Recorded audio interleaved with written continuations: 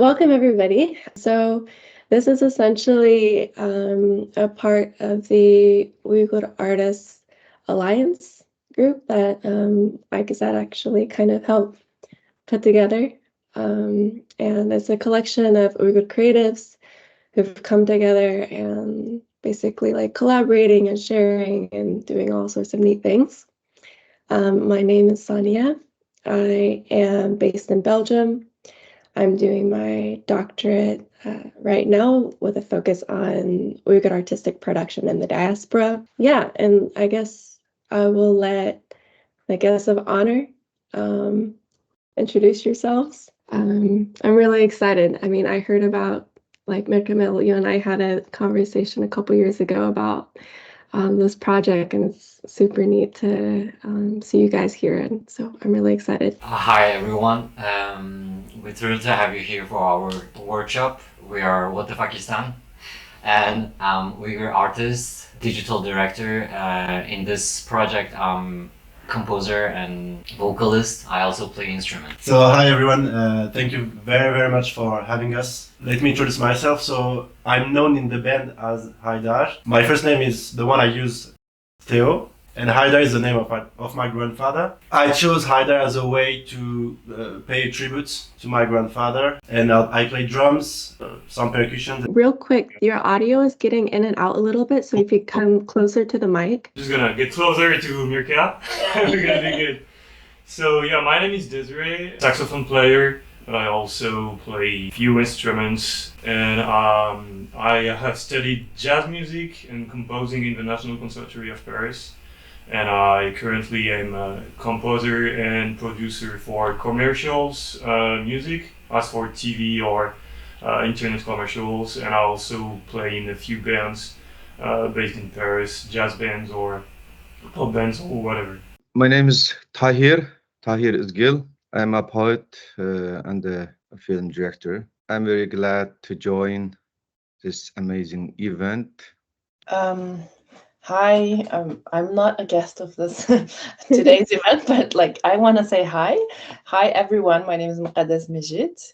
I'm based in France. I am a researcher, artist, filmmaker, and I'm also very excited for this group. And this is our second event that we are hosting, and this is the first one that we're publicly hosting it and recording it, and everything is getting better. So really looking forward to today's music discussion. So I think I'll just go ahead and give the floor over to the band.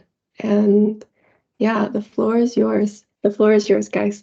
Sonia and I, we met in Berlin during the show Everybody's Gone in 2022. And one night we found ourselves sitting on the bridge talking about poetry and all forms of art. And I remember that I casually tossed out the idea of this project. For me, it's a meaningful anecdote that signifies the starting point and the evolution of the project. Well, I'm gonna start by introducing what the fuck is WTFKistan first. WTFKistan is a collaborative artivism project centered around Uyghur poems.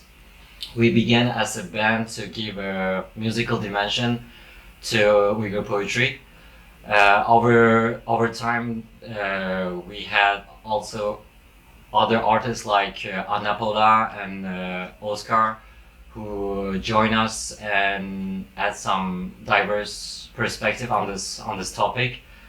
Then we realized that this could evolve into a multidisciplinary project. So let me introduce you our visual artist, Oscar. Faut que tu approches un peu. Hi guys, hope everyone is well.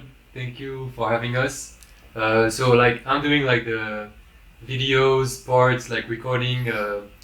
I'm shooting like the recording sessions and stuff, and we're also like planning on doing like a documentary about like the band and the whole story behind it. So I'm shooting right now the documentary that you will see like later. So I hope that you will enjoy it very much because I enjoy it personally. Thank you. Thank you. We also welcome all artists who want to share our passion and join us in highlighting Uyghur poetry. So feel free to follow our Instagram page, where our song on YouTube or SoundCloud are gathered, linked in our bio.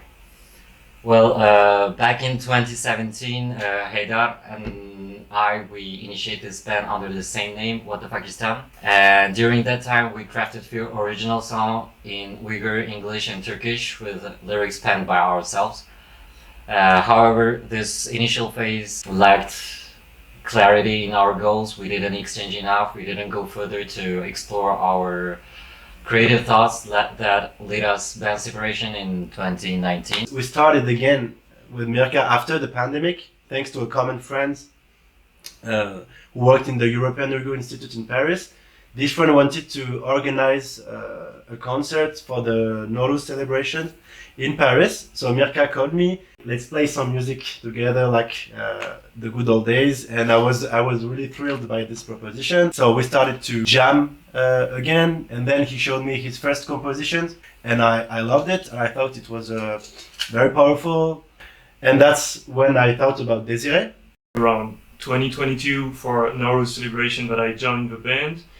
Initially, I was just asked to play for this one concert by Theo, and that's when I met Mirka too, and I started to learn about Mirka's story and background and all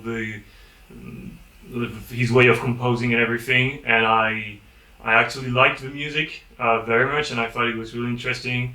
So after we had the concert, which was a really nice event, I proposed to Theo and Haydar and Mirka to maybe go a little bit further and record a few songs.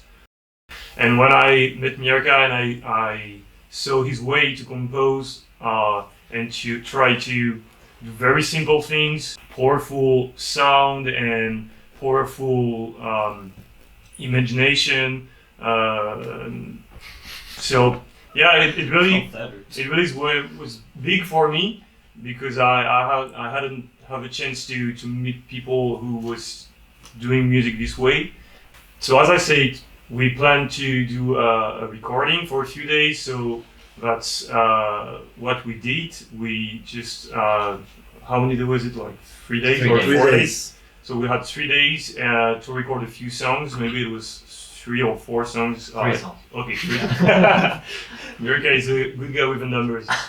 And Amazing. it was a nice time to work on the songs and tighten our relationship. It was also very important for us, because at that time Mirka he was struggling with many issues, personal issues, from his situation in France, and also his mental health issues. So maybe you want to talk about that a little. I think the key factor that fueled my creativity is my mental health struggle due to political intimidation. I reached a breaking point that found myself in emergency room or mental health hospital. While this situation posed challenges in various aspects, it also liberated me in many ways. Instead of succumbing constant political pressure, I chose to lift my head high. And to compensate the losses in family and friends in East Turkestan, I chose to open myself up to connecting with others. I began communicating with activists and artists within and outside the Uyghur diaspora. And I also learned that the more you open yourself, the more you're accepted and supported by them. So I can sum up all this to show our unique aspect in 3 words: Uyghur, poetry, and resistance.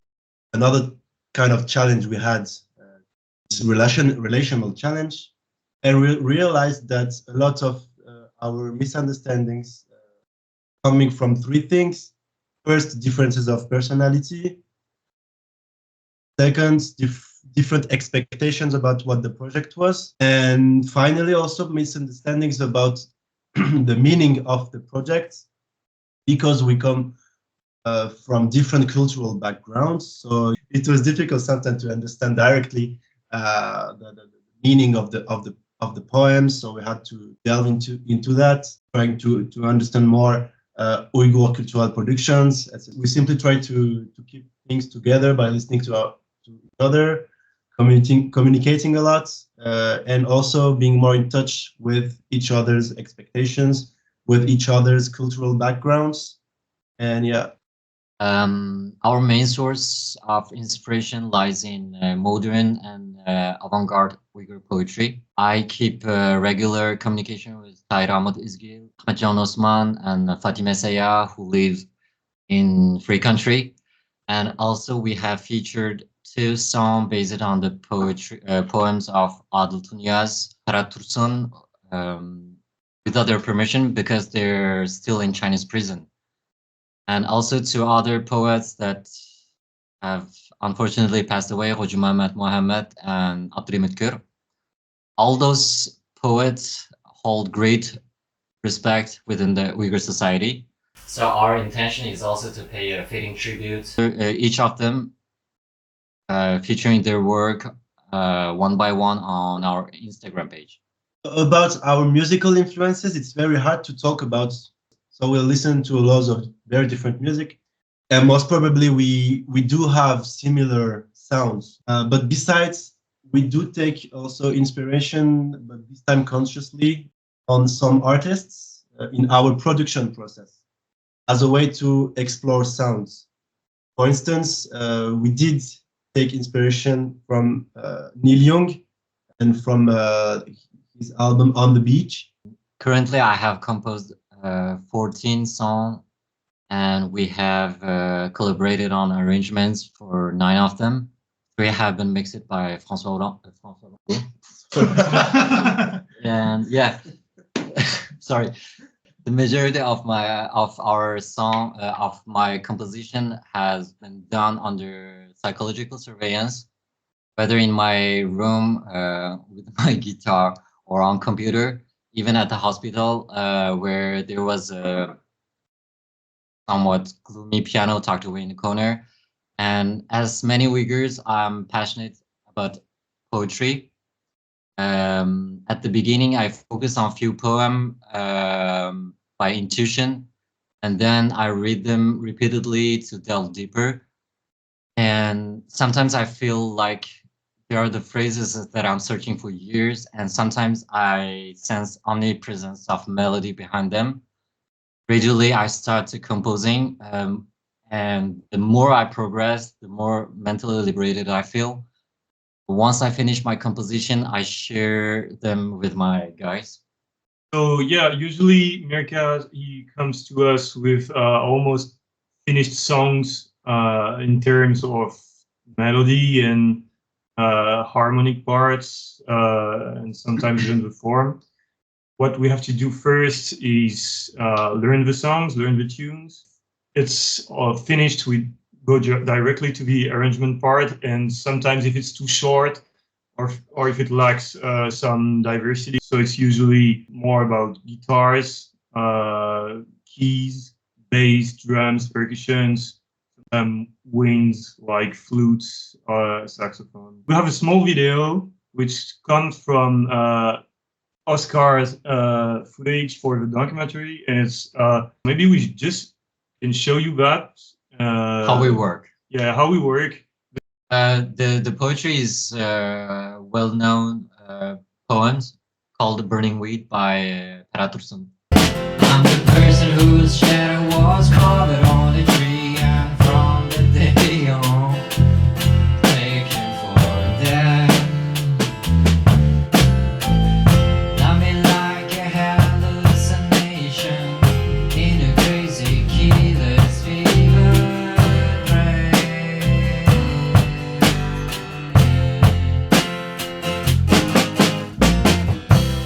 Love me like miracle not seen, even the sun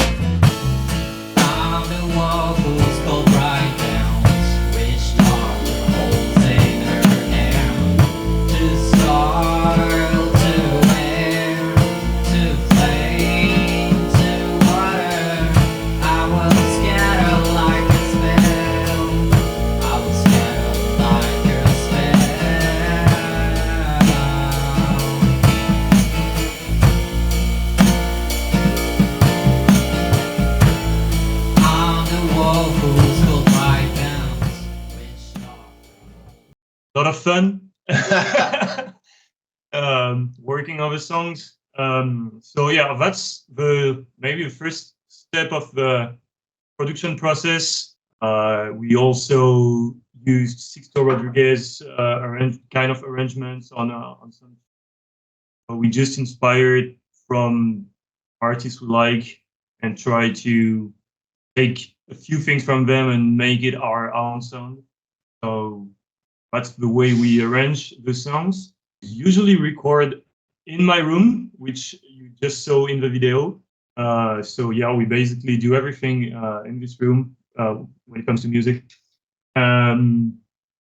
And so I also mix most of the songs, and when it's a bit when it's more complicated, we work with our friend François, not Hollande, not the former president, as Mirka said, but François Longo, which is a sound engineer friend of mine, who has mixed some of our songs. And among the song Longing, written by Fatima Sayar, it took me over years to complete. And then once I finished another challenge, it was Emotion, because it's about homeland and I couldn't control myself. It's like something tightening around my neck. And I trained relentlessly to able to sing, and that was a more tough song to compose. And another song, the one we're going to show you later, called A Hungry Ghost, written by Tahir Hamut Izgil and translated by Joshua Freeman. Everything started in 2017, and Mirka wrote this song called Big Shoes. Very simple structure. It talked about the journey of a guy who put too much responsibility on his shoulders to find another way to play it. And then Mirka had this brilliant idea to mix the music with the poem of Tahir Hamut Izgil, and it fits very well. Okay, so we shot the video like on that quality on Samsung. It was like the most important thing with this one was like to hear the music, focus on the music, and I thought that like it was like the bedroom rock aesthetic. Like you can see the whole bedroom. It's shot on wide angle, so like funny shots. I hope you'll enjoy it. I think.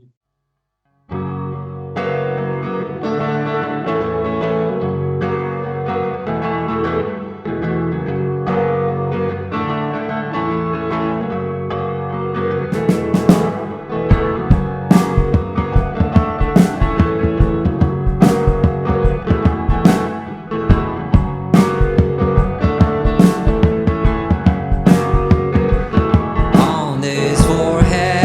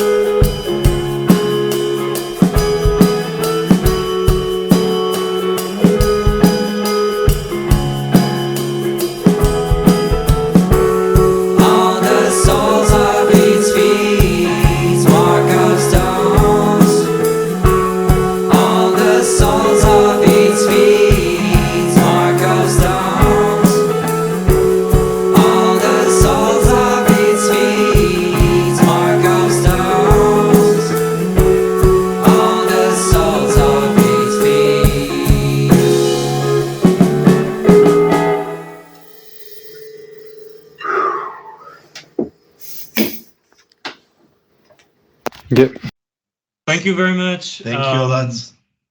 So yeah, it was our live session. So as you see, it was not a like fully produced song as we usually do. Hope you liked it. Yeah, that'll be interesting if Tahir share what is the real story behind this poem. And Tahir? Yeah, I can talk about a little bit about this poems background. Bu şiir nayt qısqa bir parça şiir, bir neçe misralar. Bu şiirni men tuyuqsiz bir hayajanlanıp qılıp, nayt qısqa vaqtda intayin tez yezip tügetken. Biz kichik vaqtimda men Taklimkanning bo'yidagi nayt chat bir kanitda cho'ng bo'lgan. U cho'nglar hamda shu bizning cho'nglarimiz, shu ota-bobolarimizningki shu ruhiy yoki arvohi bizni yulaydi, bizga yordam qiladi deydigan ashuna bir odat bor ekan.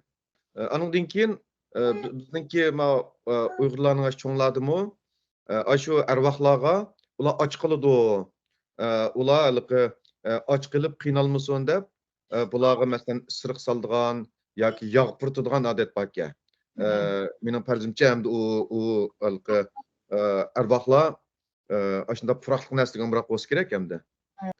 Ularningki cho'nglarningki nazarda bu arvohlar doim och yuriydi ekan. Andan keyin biz kichik vaqtlarimizda qo'simiz bek echib ketib, tomoqqa bek oldirib ketsak, ota-onamiz bizni och arvohdek qiliq qilma, sen nimada och arvohdek bo'lib qolding deydi. Biz kichik vaqtimizda bizningki ota-onalarimiz cho'nglar doim bizga shu ruh arvohlar to'g'riliq gap qiladi-da. Ruh arvoh degani ham ularningki odam o'lgandan keyin uningki jini yana davomliq o'lmaydi, davomliq bo'ladi deb qaragan bir olatgan. Bu mening kallamda bak cho'nqur ta'sir qildiganda balaliq vaqtimda.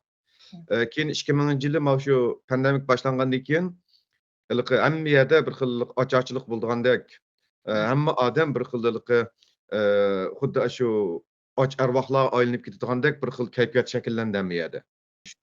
Shu chaqda andan mening kallamga kichik vaqtimdagi ash narsa keldida, agar aqda yeydigan narsa tugab ketsa, biz ham shunda och arvohlardek bo'lib qolamizmi? İnsanlar shunda bo'lib ketami deb. Shu o'y bilan bu şiir yazıldı hamda. Bu şiirninki oxidagi oxir ko'rinishi shu. Rahmat Tahirka. It's even what I feel about the poetry, but it's also beautiful. That's also the beauty of art. What I love in this poetry, in my way, in my perspective, is detailed depiction of the hungry ghost from head to toe. Like the trace on his forehead symbolize the destiny, and the mark on the sole of his feet narrate his journeys. And despite the frightening appearance of this creature, the author approached him to better understand by listening, talking, touching, and observing. And it's like, don't judge by the cover, and there's always something to learn inside. And I identify myself like hungry ghost, like misunderstood by people. Bir cümle qo'shimcha qilay. Endi bir shoir bir she'rni yozadi, balkim u har xil o'ylab yozishi mumkin. O she'rning har xil oq ko'rinish bo'lishi mumkin. Ammo she'rni yozib bo'lgandan keyin u kitobxonlarning bo'ladi. Kitobxonlar qanday tushunsa, qanday uningdan qanday qabul qilsa, u butunlay o'zining ixtiyori. So yeah, thank you very much, Tahir and Mirka and Muhadis. Too really meaningful what just happened, because it's what it's pretty much about for us also to learn about a new culture, a new form of art. And it's actually the easiest part of our job, because we have a lot of help from many people. What is more difficult is what comes after, which is trying to find an audience and to bring this music and all and this poetry and videos and everything to the public and to make them heard and seen, less artistic and more practical and less fun. So what we're trying to do right now is to be more present on professional environment, find like maybe a record label or a press officer or this kind of professionals. Here's like create content that we can share to people to inform them about the project. So yeah, our next goals are to maybe find more concerts to bring our music to the people. So we're gonna start obviously in Paris because it's where we're based. So we're gonna try to find more concerts. I guess we're becoming better. We have a lot of people helping us with. We already talked about Oscar and Anna, and we also have Alex, who you don't see, but he's behind the camera and he's helping us a lot on social medias. We just started our Instagram like a few weeks ago, and we are trying to build on this side of the project, and I guess that's pretty much it. Yeah, the music industry is complex, and the processes are quite intricate. I think it's crucial to be cautious before dealing with producers, tour managers, labors, and even between us. You should have a thorough understanding on your own project. When you know your project well, you can filter others' opinion. You won't be blindly influenced and receive sincere support and feedback in return. And where we can also avoid those toxic, individualistic, opportunistic, and savior from this project. And also we are doing not only art, but including activism, showcasing resistance. And we nurture our roots, which are Uyghur poems.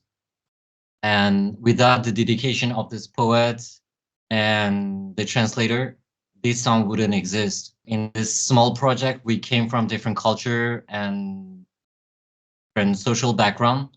It's a challenge for all of us, but also it's an advantage lies in each one to adding their unique dimension, vision, to expanding our context in ways we couldn't imagine. That's why I love this kind of collaborative works. Each person engagement in self-education through observation and listening carefully is really important. Don't let social hierarchy, age, or professional experience be intimidating factor. Stay humble and true. Analyze all success as well as failures at every stage in any task. Yeah, we can jump. Okay, you want to add something? Yeah, just a few words to thank the Uyghur community, who's been very supportive on everything we've done, everything we've released and shared. And so I think it's, yeah, at least we have to thank them for all the support they have shown. Yeah, Ahmed. Ahmed. So our first goal is obviously, like Desiree said, actually create a scenic presence first in Paris and in different settings. We can adapt ourselves to the demand. The second thing we want to do is to create events that transcends music. So we want to create collaborative works with other artists, and so we already started it actually. We want to create also multidisciplinary events during images, video, maybe lectures, performances, dance. Third thing, as a conclusion, it's also important for us to develop our presence on social media and on streaming platforms. Like you said, Mirka, it's very intricate, so we have to play into this game to know the rules also of the industry.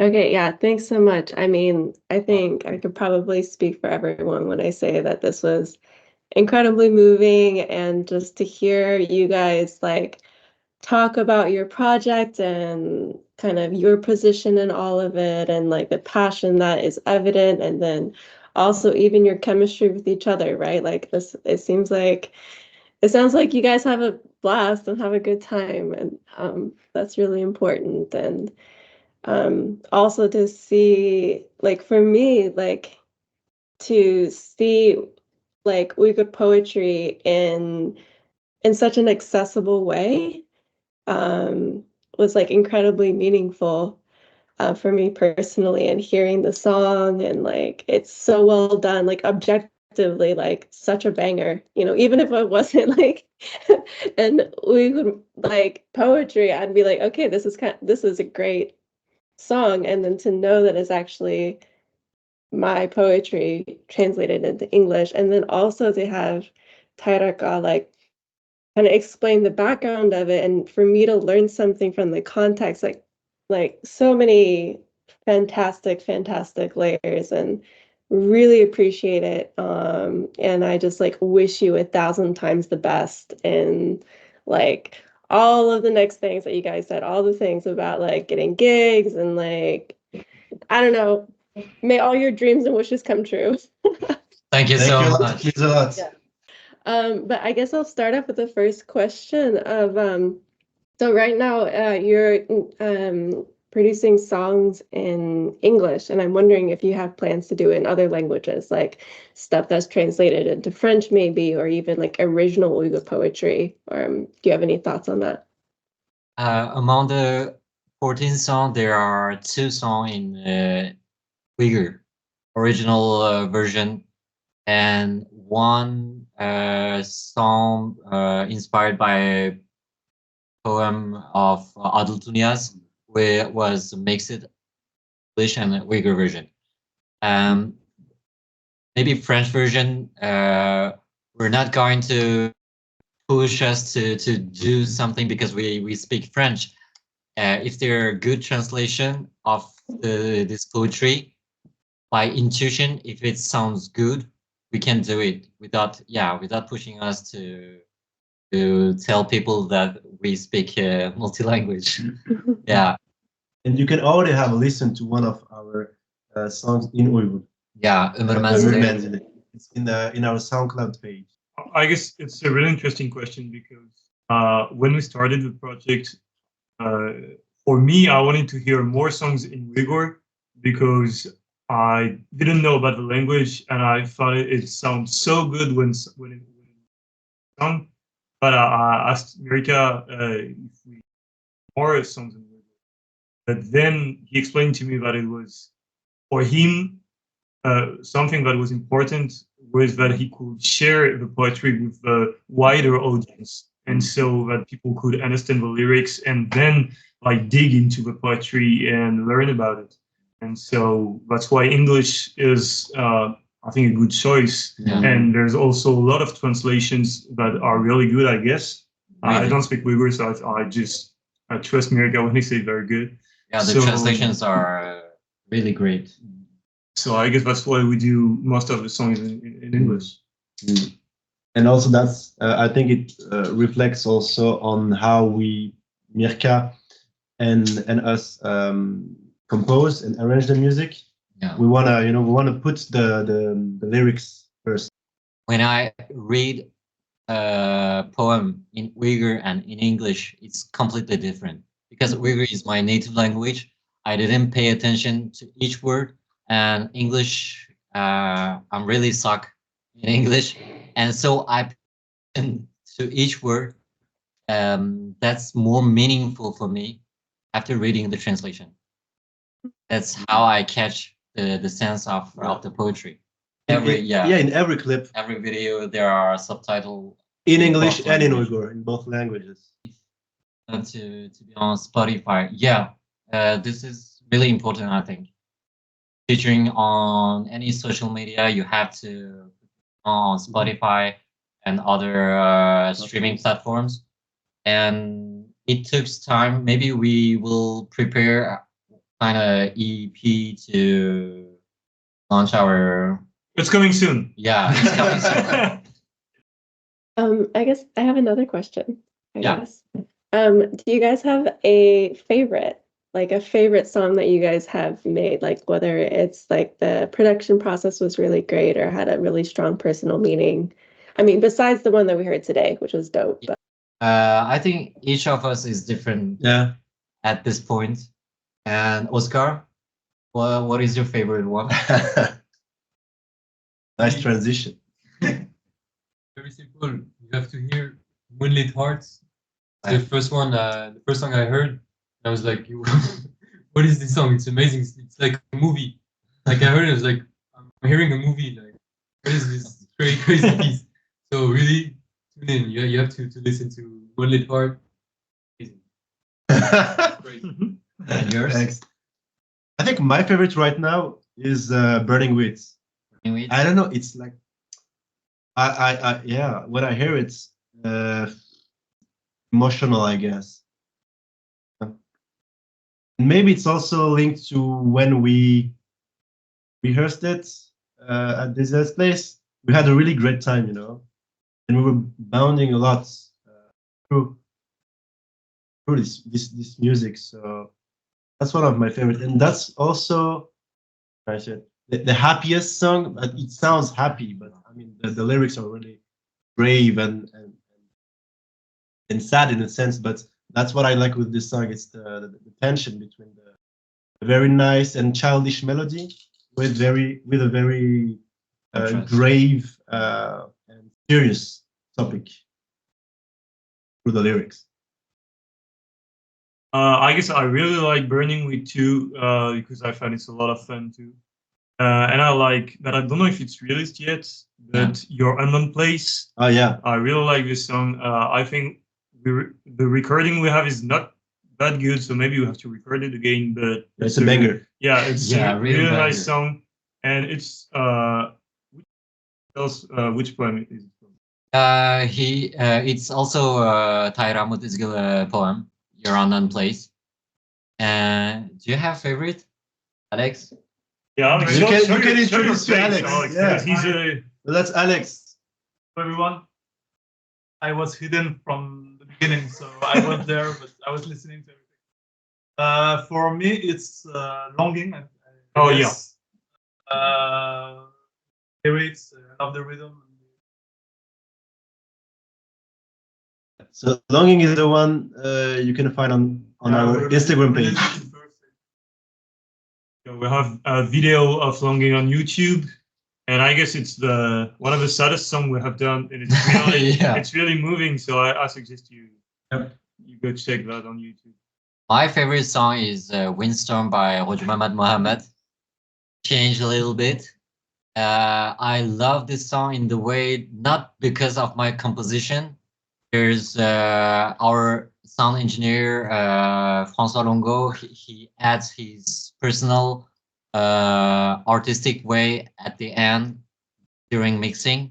And it was really, without knowing him, we have kind of exchange that he get my idea to explore it in the artistic way with his stuff. It was amazing. Yeah. Can I ask a sad question? Yeah, sure. Oh my god.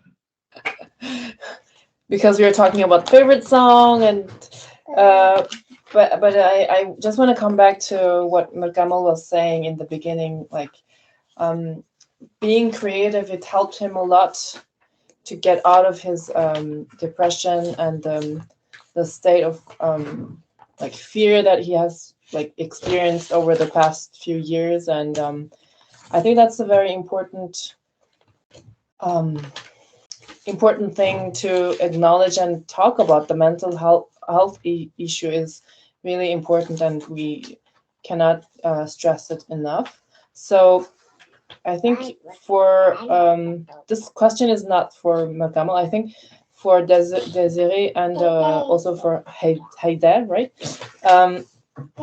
So how is it like to work with someone who's from this very stressful experience and had this kind of heavy mental health issues, or like this kind of experience of not feeling comfortable sharing all the creative ideas? Like, how was it for you guys?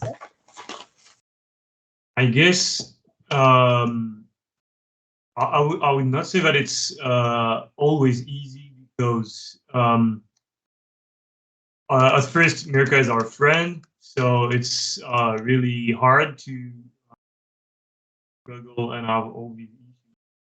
But also it's real inspiring, because someone who have such a lot of problems that are really complicated to and hard to figure out. It was really interesting to learn about issues I guess most of the Uyghur community is facing right now.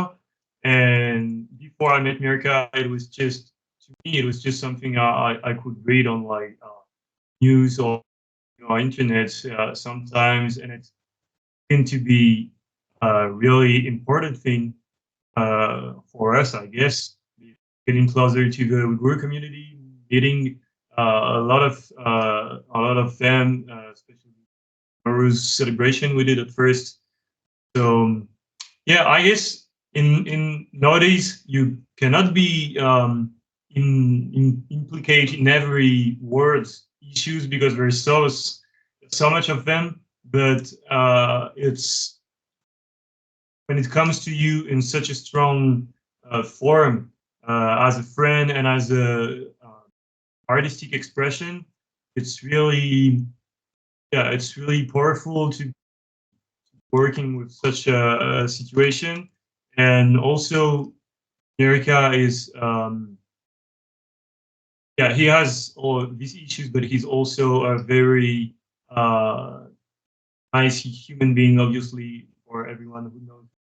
And so it leads us to try to support him and be here for him. And I guess, yeah, it's much positivity and not yeah, nothing negative in my point of view. Yeah, just very quickly, to witness someone with such major mental health issues getting better just by being able to express himself with music and with art, it's powerful, inspiring. But it's, yeah, it's been a lot to witness that. Mm-hmm. So thank you very much. It's really heartwarming to hear what you said. And maybe to follow up on that, Mirkamil, so this is kind of new for you. I mean, it's not that much time passed since you really wanted to take an extra step and to be in front of the stage rather than on behind. So how is it going? So where do you see yourself, like, moving forward? I was hiding behind the curtain since a long time, and since last year, I just wanted to show up to do all my activities using my name without fear. I really feel myself more free. One of my dream actually is that our people in East Turkestan hear our song. All I want to do is not to getting famous. We know very well as Uyghurs, getting famous, it's a danger. And all I want to do is promoting our poet and poetry. Fantastic. Thank you all so much for sharing so sincerely. Thank you again so much for your time and for everyone being a part of this. It's just like incredibly moving and meaningful, and yeah, makes me happy. So thank you so much. Thank you a lot for all your organization, and Very much. Thank you so much. stay tuned. It's just the beginning of What the Pakistan. Yeah, stay tuned.